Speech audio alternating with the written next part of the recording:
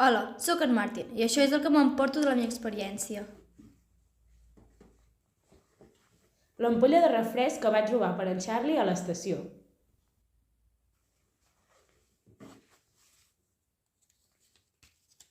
El mapa de trens que tant m'hagués agradat tenir.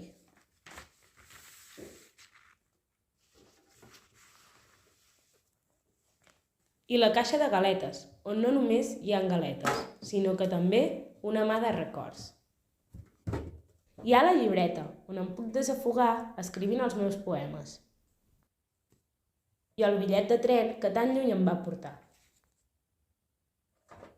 També hi ha el meu germanet petit, en Charlie, i dos dofinets, que em recorden a ell.